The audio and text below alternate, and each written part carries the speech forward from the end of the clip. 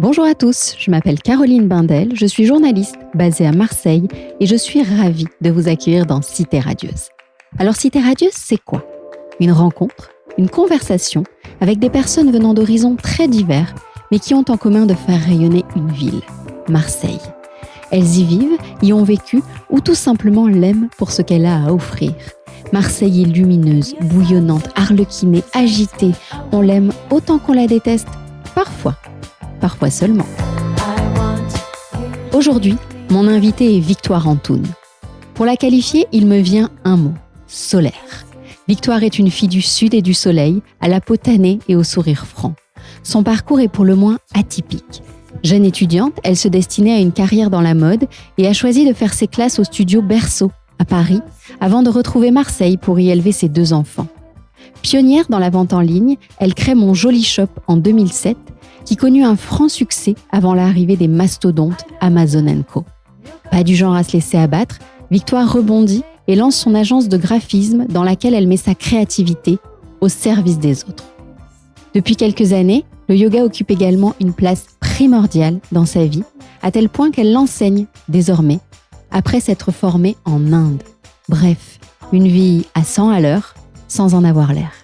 Je vous laisse découvrir notre conversation. Salut Victoire. Coucou Caro. Merci de me recevoir chez toi à Marseille. Alors ça devient une habitude pour débuter ce podcast. Peux-tu me décrire ce que l'on voit de chez toi ? Quelle Marseille on voit d'ici ? Alors écoute, moi j'aime bien vivre caché. Alors je vais pas trop en dire non plus, mais j'ai déménagé il y a pas longtemps pour une maison avec un jardin. C'est ce que je voulais absolument. Besoin de nature. Donc on n'est pas très loin des plages du Prado. Et dans une maison baignée de soleil et entourée de verdure. Voilà, j'avais besoin de ça et après 1 an de travaux, on a enfin installé ici, chez nous, près de la mer. Alors pour commencer, je vais te demander de te définir à l'instant T. Alors, c'est une question compliquée parce qu'il y a beaucoup de chamboulements dans ma vie. Donc, je reviens d'un mois passé en Inde il y a même pas une semaine. Donc, je suis graphiste. J'étais graphiste, je le suis toujours. Et maintenant, je viens d'avoir mon diplôme de professeur de yoga. Donc, à l'instant T, je suis encore un peu chamboulée par ce voyage bouleversant. Je ne m'en suis pas du tout remise. Mais je me sens beaucoup plus sereine, apaisée. Ça m'a énormément apporté dans ma vie perso. Et je suis donc un peu en reconversion professionnelle puisque je vais donc enseigner le yoga à présent, mais tout en gardant mon activité principale de graphiste. Alors, on va revenir un petit peu sur ton parcours pour tâcher d'en apprendre un peu plus à ton sujet. On remonte un peu le fil du temps et on se retrouve à Paris, au studio Berceau à Paris, où tu te formais au métier de styliste, c'est ça ? Oui, tout à fait. Après mon bac, mon rêve, c'était de partir vivre à Paris. Donc, je suis partie tout de suite après le bac pour faire une école de stylisme, le studio Berceau. Je suis restée dans cette école pendant 2 ans. Et je suis restée ensuite à Paris 5 ans, où j'ai travaillé dans plusieurs magazines de mode, pour des créateurs, pour des bureaux de tendance, donc complètement baignée par le milieu de la mode. J'ai adoré cette période de ma vie.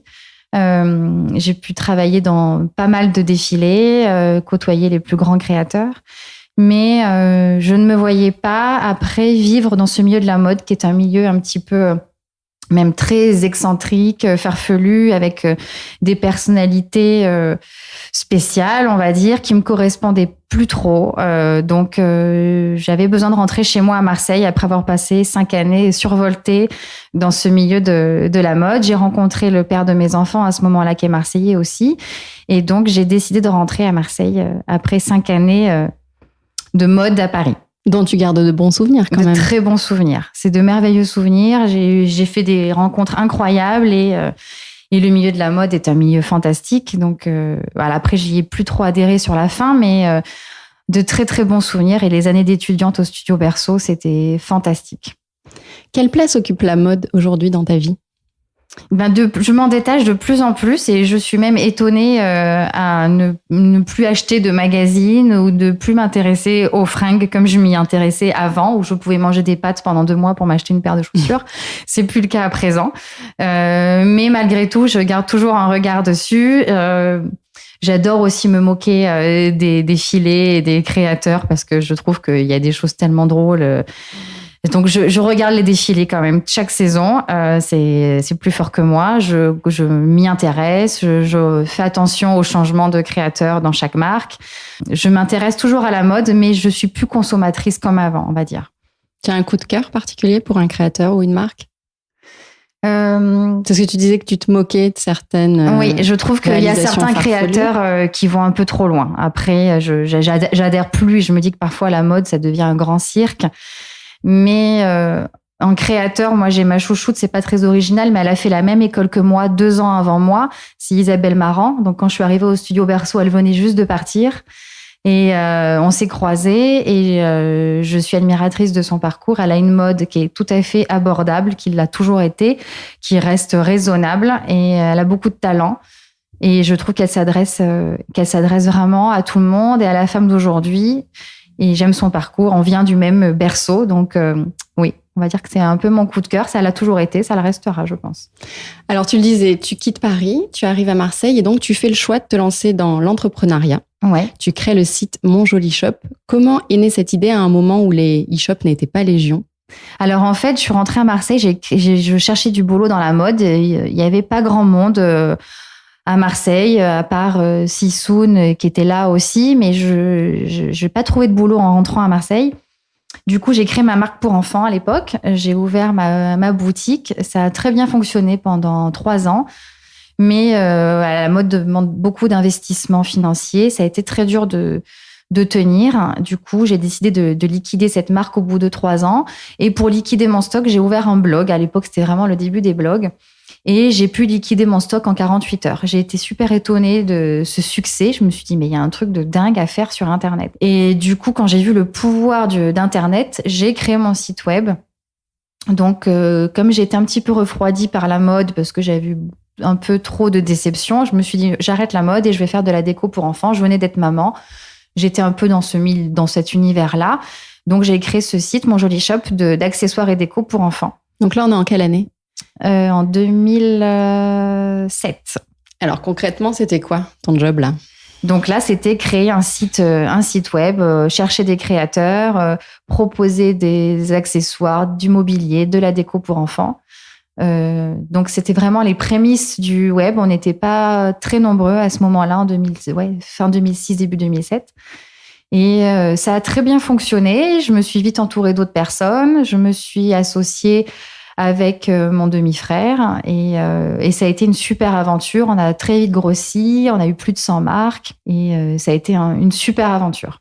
Donc là, tu découvres un petit peu le monde du web à ce moment-là, qui cartonne. Les gens commencent à consommer comme ça, c'est ça? Oui. Et on était nous-mêmes surpris de cet engouement jusqu'à ce qu'après, la concurrence arrive et il y a eu de plus en plus de sites. Beaucoup de gens se sont inventés créateurs d'e-commerce et trop de concurrence et une marque dont on avait l'exclusivité se retrouvait ensuite sur 20 autres boutiques. Ça devenait de plus en plus compliqué de sortir du lot avec toute cette concurrence. Les places de marché sont arrivées, Amazon, tous ces gros sites qui nous ont fait beaucoup de mal. Et si on voulait continuer, persévérer, il fallait avoir de gros moyens, soulever des fonds et j'avais plus envie de me battre. C'était vraiment la jungle du web. Si je voulais continuer, il fallait que j'aille beaucoup plus loin et j'en avais plus la force, plus l'énergie. Ça faisait 7 ans et besoin de tourner la page et de passer à autre chose. Donc l'aventure s'est arrêtée comme ça. Donc c'est à ce moment-là que tu décides, on peut le dire, de laisser à nouveau ta créativité s'exprimer puisque tu décides de créer ton agence de graphiste. Tout à fait. Donc, mais ça s'est fait un petit peu par hasard. J'arrête Mon Joli Shop et je me dis qu'est-ce que je vais faire. Bien sûr, je pensais à revenir à mes premiers amours de création. Et là, très vite, j'ai des amis très proches qui m'ont demandé de leur faire un logo, un flyer, parce qu'ils avaient confiance en moi et en ma créativité. Donc, j'ai commencé à faire ça pour des amis gratuitement. Et puis, bouche à oreille, j'ai eu de plus en plus de demandes. Et je me suis dit, ok, banco, allons-y. Je me suis reformée à tous les logiciels de création. J'avais déjà une formation, mais je voulais être sûre d'être bien à l'aise avec ces logiciels. Et du coup, je me suis lancée en tant que freelance et j'ai eu la chance de pas être allée chercher du client encore. Donc, le bouche à oreille fonctionne. Le bouche à oreille fonctionne, ouais. Donc, ton créneau, c'est l'identité visuelle des marques, c'est ça? Oui, l'identité graphique, de repenser toute l'image d'une marque, du logo au flyer, au site web, à leur image sur les réseaux sociaux. Voilà. Alors, ton activité pro aujourd'hui va donc se partager, tu le disais tout à l'heure, entre le graphisme et le yoga. Comment arrives-tu à harmoniser cette vie pro qui est très dense, du coup, et ta vie de famille et de maman de 2 enfants? Oui, alors c'est pas évident. Déjà, c'était compliqué avec juste une activité. Là, je me suis dit, tiens, c'est trop simple, je vais me rajouter un truc. Mais je pense, on va voir, là, c'est vraiment le début. Mais pour l'instant, j'y arrive. Le yoga, c'est des cours le matin, entre midi et 2 et le soir. Mes enfants ont grandi. C'est aussi pour ça que j'ai décidé de me lancer là-dedans. Ils ont 13 et bientôt 11 ans, donc je leur ai appris à être autonomes. Donc, j'aurais peut-être pas fait ça quand ils étaient tout petits, c'est sûr. Mais là, pour l'instant, je me débrouille. Après, peut-être que je dirais pas la même chose dans 6 mois et que je serais complètement désespérée, que ce serait compliqué. Mais justement, le yoga m'apporte aussi cette stabilité et me permet justement d'envisager plus sereinement mon autre activité, ma vie de maman, et peut-être que me permet d'avoir un équilibre aussi, justement. Du coup, ça ressemble à quoi une semaine de Victoire en ce moment? C'est le matin, comme toutes les mamans. J'accompagne ma fille à l'école puisque mon fils se débrouille très bien tout seul. Il va tout seul, il est grand. Et puis, je pars à mon bureau de graphisme, là, pour le coup. Et ensuite, je vais donc enseigner au studio de Bikram entre midi et 2 le jeudi. Je rentre chez moi le soir si j'ai un cours, ou je pars un peu plus tard si j'ai un cours le matin. J'essaye de combiner les deux, sans oublier les enfants, bien sûr. Et merci les babysitters qui sont là pour aller chercher ma fille à l'école. Voilà, donc on essaye un peu de se dépatouiller, mais ça va à peu près. Comment ils ont vécu cette expérience et ce mois que tu viens de passer en Inde, loin d'eux? Ils étaient un petit peu effrayés au début, mais je les ai bien préparés psychologiquement puisque j'ai prévu ça 6 mois avant de partir. Donc, on en a bien parlé. Quand le départ est arrivé, du coup, ils étaient plutôt tranquilles. Je leur ai fait une petite boîte avec 30 petits mots dedans qu'ils ouvraient tous les matins quand j'étais pas là. Et ça les a beaucoup aidés. Donc tous les jours, ils avaient un petit mot de leur maman. Et c'est la première fois que j'ai laissé aussi longtemps, c'est vrai. Mais finalement, on se rend compte que les enfants se débrouillent très bien. Tout s'est bien passé. Mon fils n'a jamais aussi bien travaillé à l'école alors que je suis tout le temps derrière lui au quotidien. Donc voilà, aussi je réalise qu'il faut aussi se détacher un peu et les laisser vivre leur vie. Finalement, tout s'est très bien passé et maintenant, ils m'ont même dit que je pouvais repartir, donc je suis très contente. Justement, voyager seule, ça t'a appris quoi? Eh bien, c'est fantastique. J'ai juste le regret de l'avoir fait à 38 ans, bientôt 39. Je pense que j'aurais dû le faire avant. Et c'est une expérience qui est magique, où on est obligé d'aller vers les autres. Moi qui suis quelqu'un de très sauvage, c'était génial. Bon, là, après, le contexte fait que j'étais qu'avec des gens qui avaient la même passion que moi. Donc, forcément, les liens se nouent plus facilement. Mais de partir seule, là, je suis dans une zone d'inconfort total où je ne serais jamais allée en temps normal. Moi, j'aime bien aller dans des jolis hôtels et des beaux endroits. Là, pour le coup, c'était pas du tout ça. Mais justement, c'est fantastique de partir avec juste un sac à dos, de prendre un avion, de faire 10 heures de vol toute seule et de se retrouver si loin de tout. C'est un moment qui est très fort. Et quand on est maman, qu'on travaille, qu'on a des enfants, de se retrouver enfin seule, c'est fantastique. Et j'étais entourée de gens qui ne font que voyager seuls depuis qu'ils ont 20 ans. Et ils ont une ouverture d'esprit, un regard sur la vie qui est absolument fantastique, que je retrouve pas forcément ici dans les gens que je côtoie à Marseille. Et c'est vraiment, vraiment intéressant. Et ça a vraiment changé ma vision des choses et de la vie. J'aimerais continuer à voyager seule. J'ai de la chance d'avoir un amoureux qui voyage seul aussi tous les ans et qui comprend ça. Et on va continuer à le faire parce que c'est vraiment, vraiment fantastique. C'est une richesse supplémentaire. Ah oui. Le retour à Marseille, c'est passé comment? Compliqué. C'est compliqué. J'étais dans une petite bulle où je faisais ce que j'aimais tous les jours. Et le retour à la vie citadine, le bruit, l'agressivité, les gens qui ont un regard vraiment moins bienveillant que là-bas, les petits soucis du quotidien qui reviennent. C'est compliqué. Je me sens un peu comme agressée là depuis que je suis rentrée, mais je vais m'y faire. Et donc un peu compliqué. Oui, pour l'instant, j'ai encore un peu du mal à atterrir, mais c'est ma vie ici à Marseille. Je l'aime et ça va aller. Alors, on parlait de ta vie professionnelle, familiale, de la façon dont tu as harmonisé tout ça, parce qu'en plus de cela, il y a Hope, une association que tu as créée en faveur des enfants accueillis à l'hôpital de la Timone. Alors, dis-moi ce que tu as envie de me dire à ce sujet. Donc, en fait, j'ai un petit garçon qui est atteint d'une maladie chronique Donc, on a découvert cette maladie quand il était tout bébé. Et on va pas rentrer dans les détails, surtout parce qu'il déteste que je parle de ça. Mais du coup, on a fait beaucoup de séjours à l'hôpital et où je suis restée très, très longtemps à l'hôpital de la Timone à Marseille, des longs séjours de 1 mois. Et il s'est avéré que j'ai découvert ce monde de l'hôpital.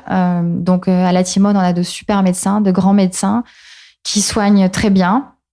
Mais on est mal logé, on va dire. Donc, on est bien soigné, mais mal logé. Et j'ai découvert un hôpital très vieux qui a été donc construit en 1974 et qui n'a toujours pas été refait depuis, même pas un coup de peinture. Et de voir des enfants qui sont là tous les jours, qui se battent contre la maladie, qui font des longs séjours dans des chambres où parfois il n'y a pas d'eau, pas d'électricité, où les murs sont complètement en lambeaux puisqu'ils n'ont pas été repeints depuis 1974, où parfois il manque une chaise pour la maman qui doit s'asseoir. J'ai trouvé ça très dur et je me suis dit que c'était pas acceptable. Et j'ai pas supporté ça. Et avec ma naïveté, j'ai mis un message sur Facebook à l'époque en disant ça va pas du tout à la Timone, il faut repeindre l'étage. Là, j'ai une connaissance qui me répond, qui me dit ok, ben moi j'arrive, j'ai une entreprise de peinture, on va tout repeindre. Et là, je vais voir le chef de service en disant c'est bon, j'ai trouvé quelqu'un pour repeindre. Il me dit mais ça se passe pas du tout comme ça. On fait pas un appel sur Facebook, il y a des appels d'offres, il y a des sociétés qui doivent intervenir. Il faut demander l'accord à la Timone. C'est vrai que j'avais fait un peu ça. Et j'ai dit non mais tant pis, on va le faire quand même. Donc il est arrivé avec ses pots de peinture. On est quand même allé voir le directeur de la Timone qui a dit bon bah ok, on y va. Et on a repeint tout le service durant un été. Et là, ce chef de service qui s'occupe de mon fils, qui s'appelle Michel Tsimaratos, je vais le nommer parce que c'est un grand monsieur, a trouvé l'idée fantastique. Il a dit non mais en fait oui, c'est vrai. Moi j'étais dans mon hôpital, je me rendais plus compte de rien. Vous avez raison, on va faire ça, on va faire bouger les choses et on va essayer de refaire cet hôpital. Et donc on s'est associés pour créer Hop Project. De là, nous ont rejoint 2 autres médecins, Guillaume et Laure. On est maintenant 4 et on a fait appel à Margot Keller, qui est une designer marseillaise de talent, qui nous a fait un super projet pour le premier étage de consultation.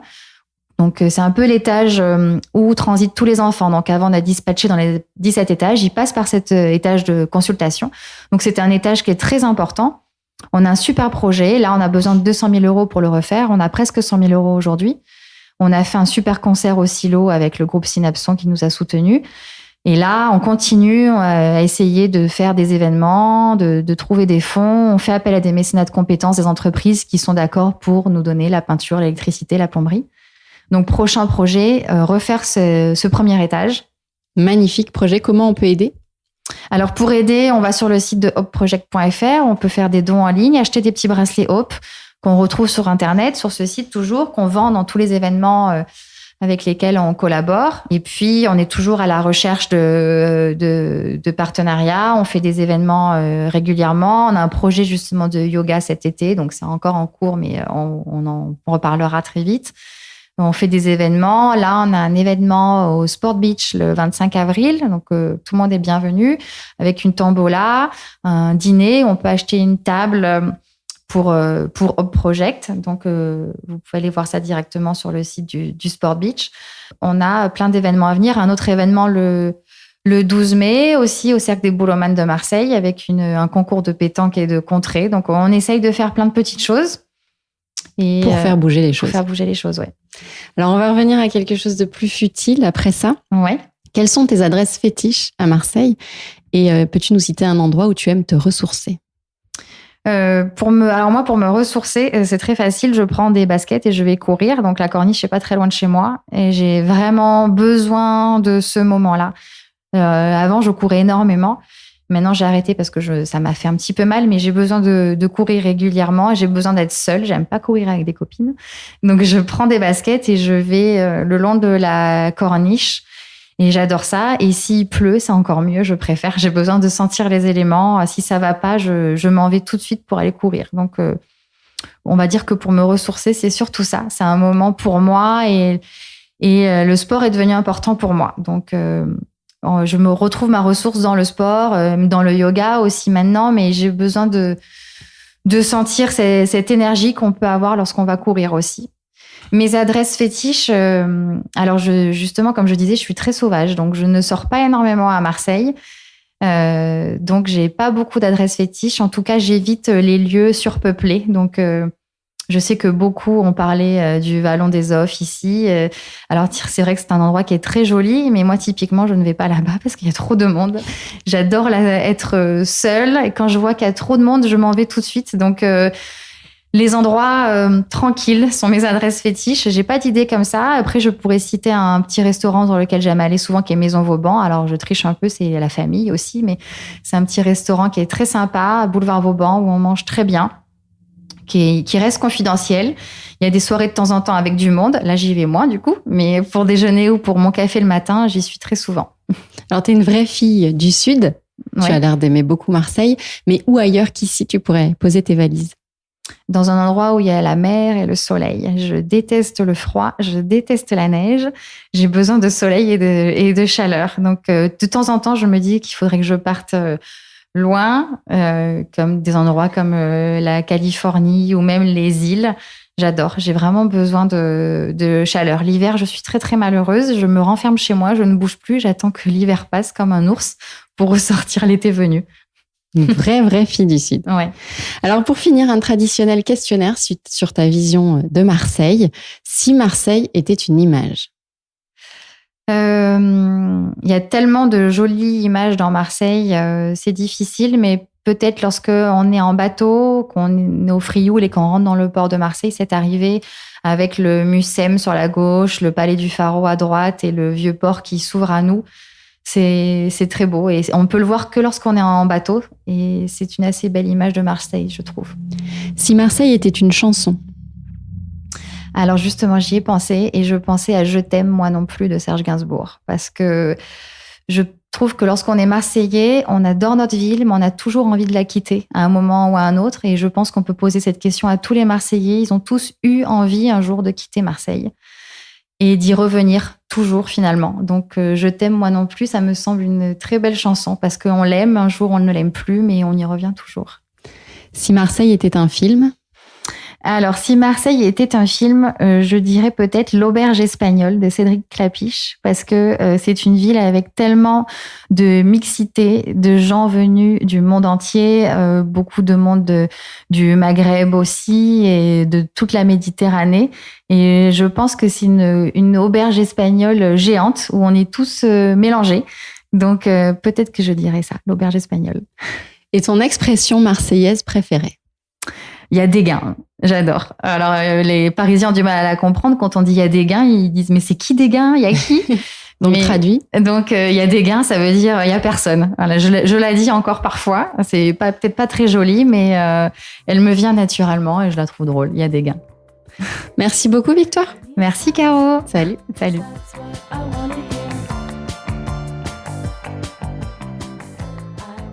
Voilà, c'est terminé pour aujourd'hui. Si cet épisode vous a plu, n'hésitez pas à me faire vos feedbacks et à laisser des commentaires. Abonnez-vous sur iTunes ou Ocha pour ne rater aucun des prochains épisodes. Et pour me contacter, c'est simple, retrouvez-moi sur les réseaux sociaux. À la prochaine fois, salut!